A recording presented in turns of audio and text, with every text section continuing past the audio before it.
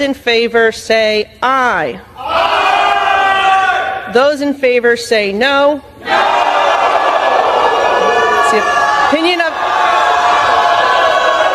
It's the opinion of the chair that the ayes have it and the resolution is agreed to, and without objection the motion to reconsider is laid on the table.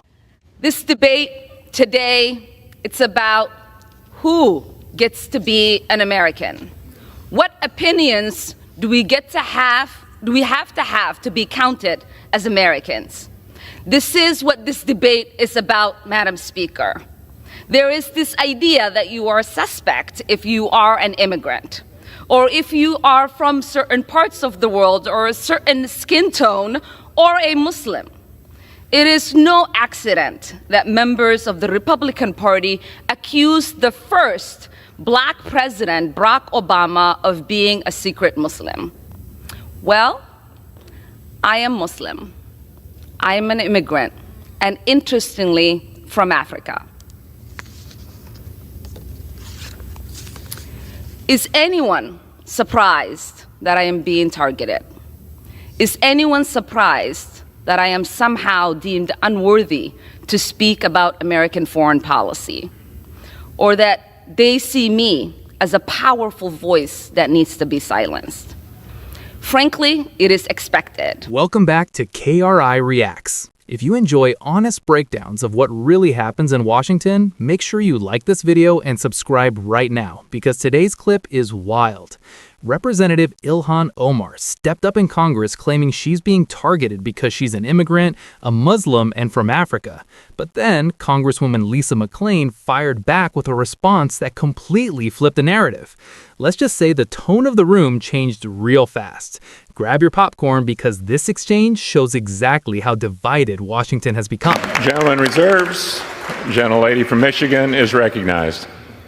Thank you, Mr. Speaker. And to use that logic, well, then all those people should have just said sorry and we'd move on, right?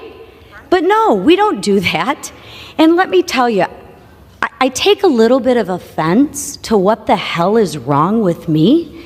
I'll tell you, there's nothing wrong with me. I took an oath to defend the Constitution, and that's exactly what I'm going to do. Again, I'm not going to apologize for it. I'm going to hold the Constitution, and it's very simple. We really shouldn't even have this debate. If you break the law and you follow due process, there are consequences to your actions, even if you say sorry. So we can try all of the diversion tactics that we would like. It doesn't change the fact that someone broke the law and that someone should be held accountable. It is disappointing, Mr. Speaker, that their own party can't hold them accountable, that they have such hypocrisy. So with that, I yield 2 minutes to my friend from New York, Nicole Meliatakis. Gentlewoman from New York is recognized for 2 minutes. Thank you, Mr. Speaker. We've heard from my colleagues the reasons why the Representative Omar should be removed from this committee, but I feel like all the reasons have not just yet been stated, which is why I rise to add for the record. We've heard about the comments that were made regarding anti-Semitism and anti-Israeli views, but I rise to add to the record that as a member of the Foreign Affairs Committee, I've sat there and heard the representative actually spew anti-American rhetoric as well. I've been in that committee room where the representative equates Israel and the United States to Hamas and the Taliban. Absolutely unacceptable for a member of that committee. I've also heard the representative equate that it is the United States' fault that there is turmoil in Venezuela, that is not because of the oppressive socialist and communism that has spread throughout Central and South America and Venezuela at the hands of the Maduro and Hugo Chavez regimes. That is unacceptable. And as a New York representative, to hear the representative belittle, to try to diminish the worst terrorist attack on United States soil on September 11, 2001, as some people did something, that is unacceptable as well. And I hold the same standard for this side of the aisle that I do the other, because when another colleague on my side said something about 9/11, I also voted to have her removed from the Education Committee because I thought that was inappropriate. So I'm being consistent here, and I hope my colleagues will do the same to show that this is about consistency and accountability, because we should not have an individual with those views on the committee that is tasked with representing our country and our Congress to foreign nations. I yield back. What we saw in Congress during this debate wasn't just another political argument. It was a direct clash between identity politics and accountability, and it quickly became one of the most intense moments in recent congressional debate. Representative Ilhan Omar stood before Congress and framed the entire controversy around who gets to be considered American. She argued that criticism toward her is rooted in prejudice because she is a Muslim immigrant from Africa.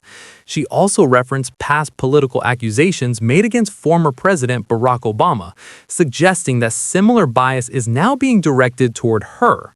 From her perspective, the debate isn't really about policy or comments she has made. Instead, she framed it as a broader issue of discrimination and political targeting. But then came the response from Congresswoman Lisa McClain, and the tone shifted immediately. McClain made it clear that in her view, this debate has nothing to do with someone's background, religion, or where they came from. According to her, the real issue is accountability. Members of Congress swear an oath to defend the Constitution, and when controversial statements are made or standards are crossed, there are consequences. Her argument was simple but powerful. In America, the rules apply to everyone. Saying sorry or claiming persecution does not erase responsibility. If lawmakers want to represent the United States, especially on major committees that deal with foreign policy, they have to be held to a higher standard. Another lawmaker, Representative Nicole Maliotakis from New York, added to the criticism by bringing up several past remarks Omar made regarding foreign policy and national security. She pointed to statements where Omar criticized U.S. involvement abroad and controversial comments regarding allies like Israel. Maliotakis also referenced one of the most widely criticized remarks Omar made years ago about the September 11th attacks, which sparked outrage across the political spectrum. For critics, these statements raise serious questions about whether she should be serving on committees that represent the United States internationally. Now, here's where the real political divide becomes clear. Supporters of Omar say she's being unfairly targeted because she challenges U.S. foreign policy and speaks from a perspective shaped by her background as an immigrant and refugee. Critics argue that the issue is not her identity, but the statements she has made and the position she has taken while serving in Congress. And this debate shows something bigger happening in American politics right now. On one side, you have leaders arguing that criticism itself is evidence of bias. On the other side, you have lawmakers saying that accountability should apply equally to everyone, regardless of identity. Whether you agree with Omar or with her critics, moments like this reveal just how deep the divisions have become in Washington. One thing is certain, though, exchanges like this are exactly why congressional hearings keep going viral online. When strong opinions collide in front of the entire country, people are paying attention. But I want to hear from you. Do you think this debate is about identity politics, or do you think it's really about accountability for what members of Congress say and do while representing the United States? Let me know your thoughts down in the comments. And if you enjoy breakdowns like this where we cut through the political noise and talk about what's actually happening, make sure you like the video, subscribe to the channel, and turn on notifications. This is Chris Reacts, and I'll see you in the next one.